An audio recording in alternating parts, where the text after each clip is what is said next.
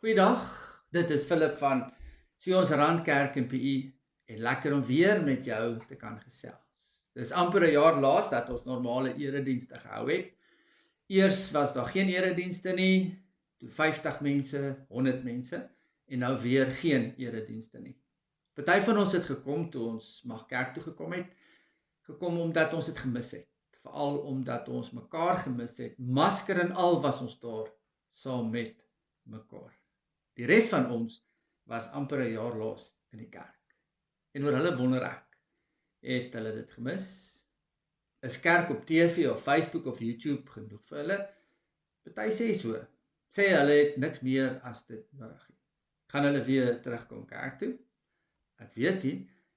Ek hoop so. Hulle moet. Oor kerk toe gaan oor saam met ander Christene God aanbid, saam met ander Christene tyd spandeer, is daar 'n belangrike waarheid.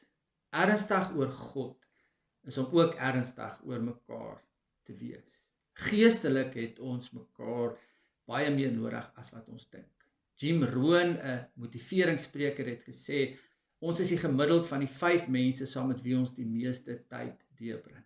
Sy punt is, mense beïnvloed my lewe, maar meer as net 5 mense. 2 navorsingsprojekte bevestig dit. Nicholas Christakis en James Fowler het in 'n studie oor sosiale invloed gekyk na die effek van vetsigtigheid, obesity op familie en vriende. En hulle het gevind dat as 'n vriend van jou vetsigtig raak, is daar 'n 45% waarskynlikheid dat jy gewig sal optel. En as 'n vriend van jou vriend vetsigtig raak, is die waarskynlikheid 20% dat jy gewig sal optel. So jou vriende maak jou vet en hulle vriende ook.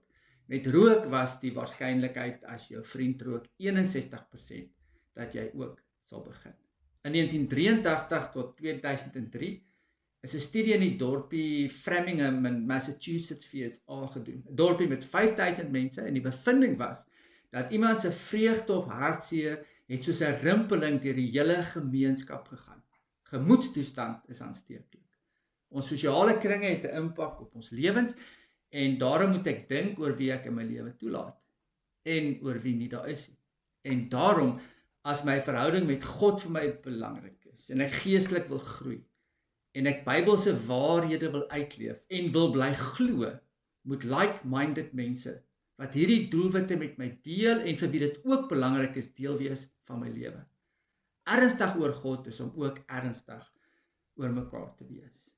En daarom is die kerk belangrik, is klein groepe belangrik, gebedsvriende, Bybelstudiegroepe en so aan. Geestelik het ons mekaar baie nodig. Om af te sluit 2 dinge. 1, sodra ons weer met eredienste begin, kom weer kerk toe. 2, maak 'n lys van die mense in jou lewe wat jou geestelik ondersteun en aanmoedig. Kontak hulle en sê dit vir hulle. En dank die Here vir daardie mense in jou lewe. Lees Hebreërs 10 vers 25. Goed gaan. Die Here seën jou en die Here is by jou. Totsiens.